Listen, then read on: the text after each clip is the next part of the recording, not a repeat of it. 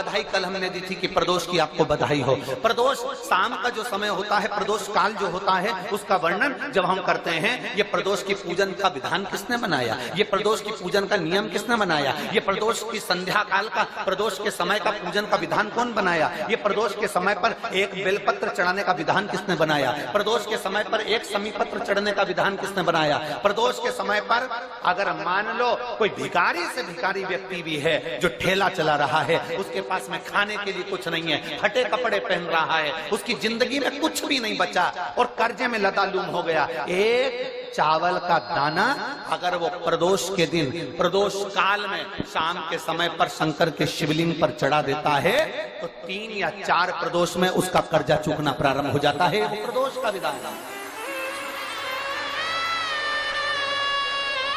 इतना ये प्रदोष का वर्णन करा किसने, इतना प्रदोष की महत्वता बताई किसने,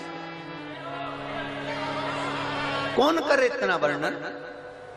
अगर प्रदोष की महत्वता बताने वाला कोई है, इसीलिए मेरे शंकर भगवान माता सती को लेकर कुंभज ऋषि के यहाँ, अगस्त ऋषि के यहाँ कथा सुनने के लिए गए थे, क्योंकि उनके बराबर कोई शंकर के महत्व को बता नहीं सकता और प्रदोष के महत्व को नहीं बता सकता। सती मैया को प्रदोष का महत्व बताने के लिए शंकर सती जी को लेकर कुंभज बाबा के यहाँ गए थे, अगस्त ऋषि के, कि प्रदोष के महत्व को तो जानो सती,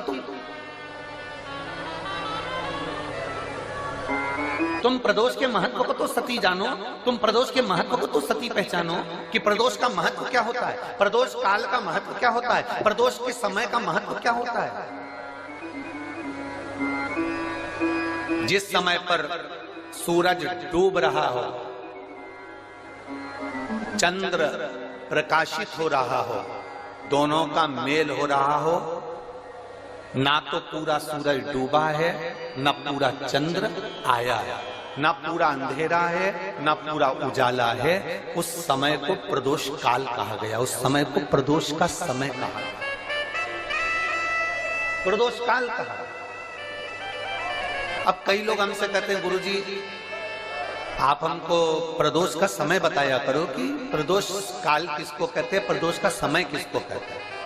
अब एक बात हम आप सबसे कहना चाहते हैं, जितने लोग आस्था चैनल पर सुन रहे हैं, जितने फेसबुक यूट्यूब पर सुन रहे हैं और जितने रेवाड़ी की इस पवित्र धरा पर कथा को सुन रहे हैं, आप सबसे एक बात कहना चाहेंगे, अगर हम समय देखकर बताएं आपको कि शाम को 6 बजे, 6:30 बजे, 6:30 पे लेकर 7:30 के बीच में ये समय है, या 5:30 से लेकर 6:30 तक का ये समय है, या हम तुमको बोल दें कि इतनी बजे ये समय प्रदोष काल का रहेगा या इतनी बजे ये समय रहेगा, तो देखिए कभी कभी ठंड का समय आता है तो दिन जल्दी ढल जाता है, कभी कभी गर्मी का समय रहता है तो दिन बहुत लेट ढलता है।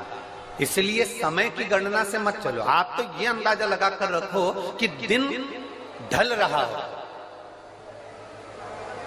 अंधेरा होना शुरू हो रहा, सूरज डूब रहा हो, चंद्र प्रकाशित हो रहा हो, अंधेरा अपना काम कर रहा है, सूरज ढलता जा रहा है, दिन कम होते चले जा रहा है और अंधेरा थोड़ा बढ़ते चले जा रहा है, इन दोनों का जो मिलन का समय हो, अब वो कितनी भी बजे, आप तो बस उसके मिलन का समय निकाल लो, वही समय प्रदोष काल कहलाता है, वही समय प्रदोष काल।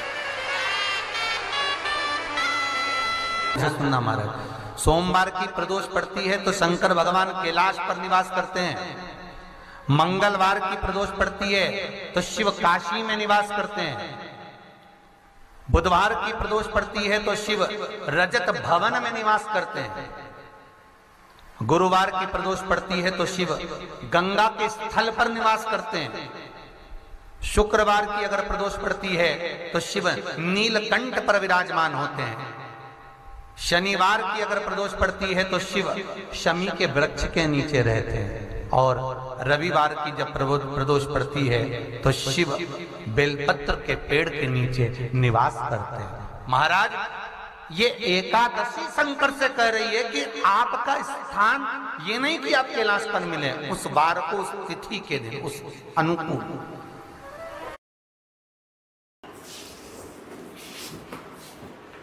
मैम देखिए क्लास में शूज पहन के आई है।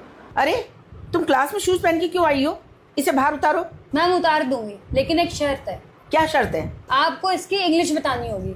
अच्छा, मैं जूते पहनने और जूते उतारने की इंग्लिश बताती हूँ। तो दोस्तों, शूज उतारने की इंग्लिश है पुट ऑफ, और अगर शूज पहनने हैं तो उसकी इंग्लिश होगी पुट ऑन। मैम कुछ बच्चे इंग्लिश की क्लास नहीं कर पाते, तो वो इंग्लिश के ऐसे वर्ड्स कैसे सीख सकते हैं? अब क्लास या कोचिंग के बिना भी घर बैठे इंग्लिश सीख सकते हो। उसके लिए बस आप मोबाइल में सीखो ऐप डाउनलोड कर लीजिए। सीखो ऐप के एक्सपर्ट्स शॉर्ट वीडियोस में आपको इंग्लिश का A to Z सिखाते हैं। आप रोज के 20 मिनट अगर सीखो ऐप को दे दोगे ना, तो आप 1 महीने में अच्छी खासी इंग्लिश सीख लोगे। तो सीखो ऐप डाउनलोड कर लो और घर बैठे इंग्लिश सीख लो। तो इंस्टॉल बटन पे क्लिक करो और सीखो ऐप डाउनलोड करो।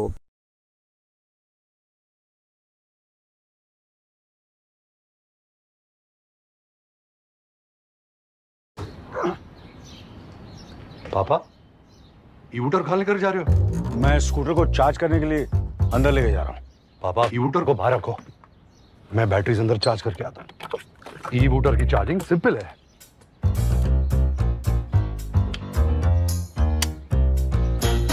अरे वाह, स्कूटर की चार्जिंग कितनी सिंपल है। VX2 बदलते इंडिया का स्कूटर ईवूटर।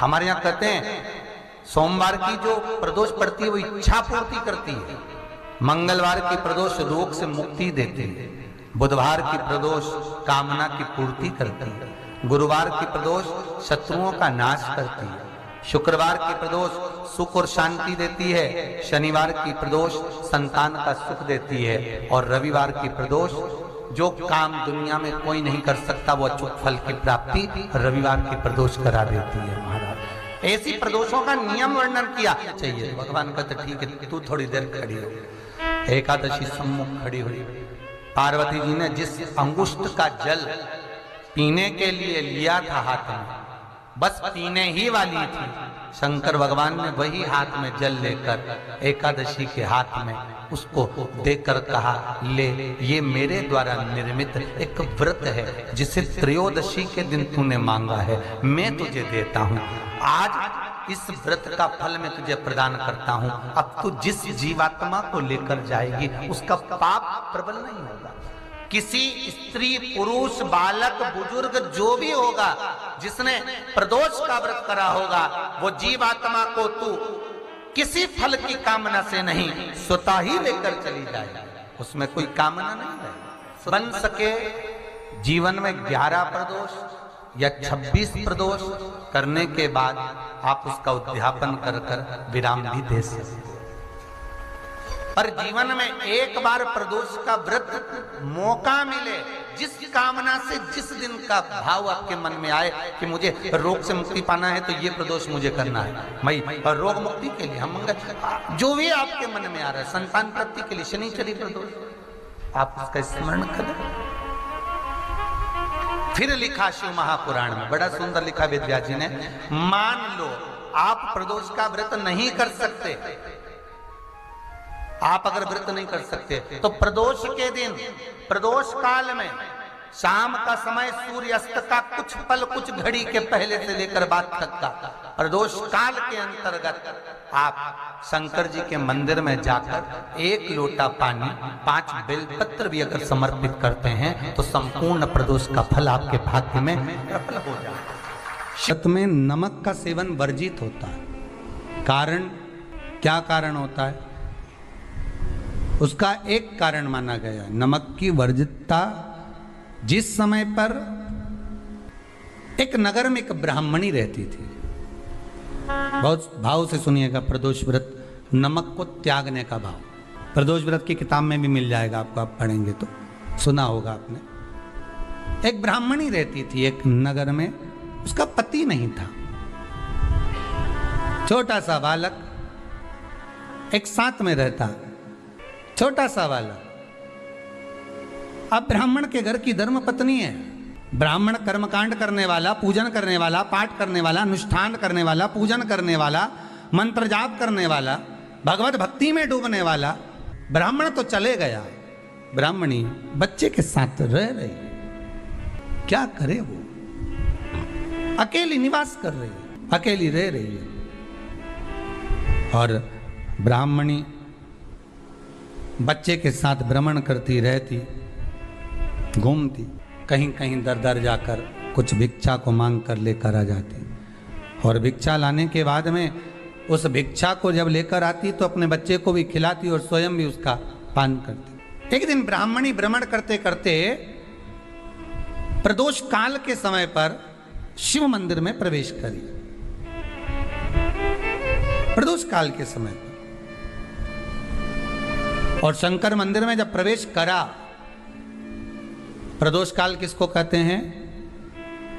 सूर्य अस्त हो रहा हो, रात्रि प्रवेश कर रही हो, दोनों का जब मिलन हो रहा हो वो प्रदोष काल कहलाता है। दोनों का जब मिलन हो रहा,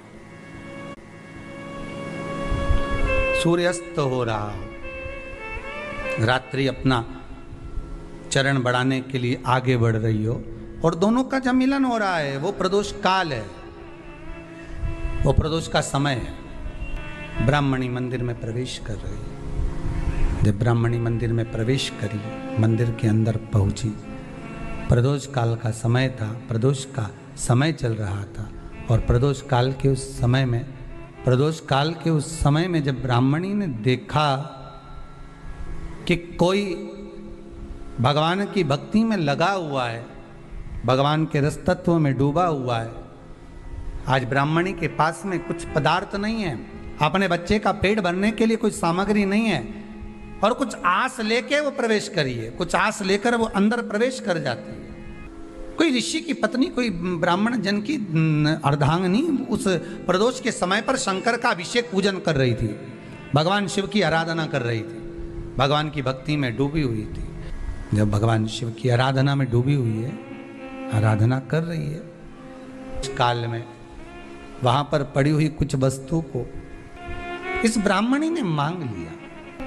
मेरे बालक को बहुत भूख लगी है, मेरा बच्चा बड़ा भूखा है, इसके भोजन लेते ही कहा इसमें तो स्वाद नहीं है, इसमें स्वाद नहीं है।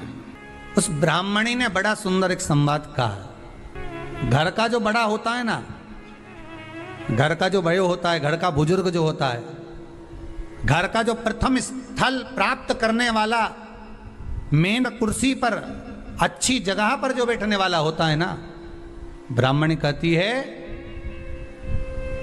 वो कभी किसी वस्तु में ऐब नहीं देखता, मिनक नहीं निकालता।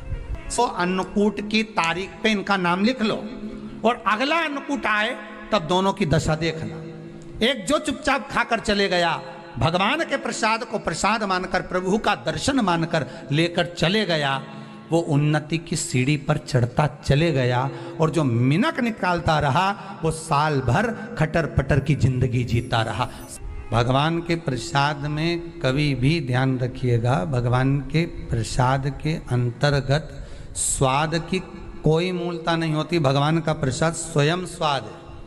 भगवान के प्रसाद में नमक नहीं देखना, मिर्ची नहीं देखना, भगवान के प्रसाद में शक्कर नहीं देखना, भगवान के प्रसाद में कुछ ये नहीं देखना कि कितना माल डला, कितना घी, कितना बादाम, कितना काजू, कितना इलायची डला। हाँ, यहाँ तक शास्त्र का स्वाद देखी थी ना, ये आपका एक जन्म का नहीं है, ये ना जाने कितने जन्म का है। ब्राह्मणी के मस्तिष्क में बैठ गया, ब्राह्मणी के उस पुकाना वो बक्कल में नहीं अक्कल में बैठ गया कि ये स्वाद नहीं देखना।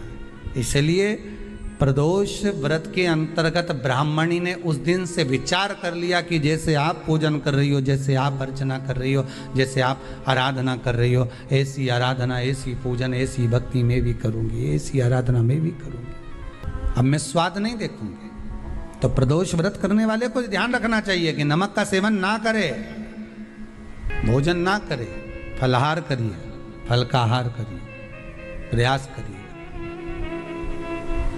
और यदि आपने व्रत का ले लिया भोजन का कि हम तो एक टाइम फलाहार करेंगे, एक टाइम भोजन करेंगे, ऐसा भी कई लोग प्रदोष ले लेते हैं, तो वो बात आपकी है, आप तक रखो, ठीक है, अपने मन तक। ठीक है, बाबा आपकी मनोकामना पूर्ण करे, वो भी भाव रखो। अरे भगवान को धन्यवाद दो कभी कभी कि तूने अच्छे घर में पैदा किया, अच्छा परिवार दिया, अच्छा पति दिया, अच्छी पत्नी दी, अच्छे बच्चे दिए, अच्छा कुटुंब दिया, घर दिया, दुकान दी, जमीन जायदाद दी, शरीर अच्छा दिया, हाथ पैर आँख नाक मुंह सब बढ़िया दिया, एक के भी निपटा के नहीं भेजा तूने। मान लो एक आध निपटा के भेज देता तो क्या झगड़ा करने ऊपर जाते? जैसे अभी थोड़े समय के बाद में हरतालिका तीज का व्रत आएगा, करते हो आप लोग? हरतालिका तीज का व्रत सबसे पहले कौन ने करा? माँ जगत जननी जगदम्बा माता पार्वती। एक चतुर्थी का व्रत आता है, कौन ने करा? माँ जगत जननी जगदम्बा पार्वती। जितने व्रत, इन व्रतों की प्रेरणा स्वयं माँ जगत जननी दुर्गा भवानी स्वयं पार्वती जी देती, इन व्रतों की। और मैंने तेरे ही भरोसे बाबा, तेरे ही भरोसे हवा बिच उड़ती जावांगी बाबा, डोर है तो छड़ी कटी जावांगी भोले। शिव कथा कर रही है, तारकाक्ष विदुमाली और कमलाक्षकी को मारने के लिए शिवजी पति बन गए और देवता पशु बन गए। शंकर भगवान ने पति बनकर पशुओं को साधते हुए, उनको दौड़ाते हुए तीनों तारकाक्ष विदुमाली और कमलाक्षकी की पुरियों में भेज दिया। तीनों को एकाग्रित करा मेरे शंकर भगवान ने, तीनों को एकाग्रित कर देवादिदेव महादेव ने नंदी के रूप में जब उनको मारना प्रारंभ करा, तभी भगवान शंकर का नंदीश्वर जो स्वरूप था उसका शीश कटा, जो नेपाल में जाकर गिरा, जिसको पशुपति नाथ कहते हैं। धड़ केदार में गिरा, जिसको केदार नाथ कहते हैं। तभी उसी शिवलिंग में से भगवान शंकर स्वयं प्रकट हो गए, त्रिशूल लेकर तारकाक्ष विदुमाली और कमलाक्षकी का संहार कर दिया। देवताओं ने भगवान शिव की स्तुति करी, भगवान शंकर से वर मांगा देवताओं ने, नाथ आपका ये पशुपति रूप संपूर्ण विश्व का कल्याण करने वाला हो। शंकर भगवान ने कहा, एक होता है पाशुपत्य अस्त्र, पाशुपत्य योग और पाशुपत्य व्रत, ये तीन क्रम। संसार के लोग ना तो पाशुपत्य अस्त्र को प्राप्त कर सकते हैं आज के समय में, ना पाशुपत्य योग कर पाते। तो शिव महापुराण में सबसे सरल तरीका बता दिया, पशुपति व्रत। ये दुनिया का वो व्रत है 5 सोमवार का, 5 सोमवार का ये वो व्रत है जिसमें 6 दीप लगाए जाते हैं, 5 दिए मंदिर में, एक घर की चौखट के पास में, और भगवान शंकर की आराधना करी जाती है, भगवान शिव की अर्चना करी जाती है। यदि हम पाशुपत्य अस्त्र प्राप्त नहीं कर सकते, पाशुपत्य योग नहीं कर सकते, तो पाशुपत्य व्रत के माध्यम से विश्व का सबसे ज्यादा सुख हम प्राप्त कर सकते हैं, पशुपति व्रत के माध्यम से। अब कोई आपसे पूछे कि इस व्रत को किस किसने करा है, तो एक बार लिंग पुराण को पढ़िए, कूर्म पुराण को पढ़िए, स्कंद पुराण को पढ़िए, शिव महापुराण को पढ़िए, नर्मदा पुराण को पढ़िए। इन पुराणों में वर्णन आता है कि स्वयं भगवान कृष्ण ने, भगवान शंकर जी के लिए, भगवान राम जी ने और भी देवताओं ने पाशुपत्य व्रत किया। इस व्रत को केवल आप नहीं कर रहे हो, स्वयं देवताओं ने भी इस व्रत को धारण किया। ऐसे पवित्र व्रत का वर्णन आया, फिर आगे चरित्र आया है भगवान के सुंदर। तुमरुका जी 12 ज्योतिर्लिंग का स्मरण कराते हैं और प्रथम ज्योतिर्लिंग के रूप में श्री सोमनाथ जी का वर्णन करते हैं, जिनको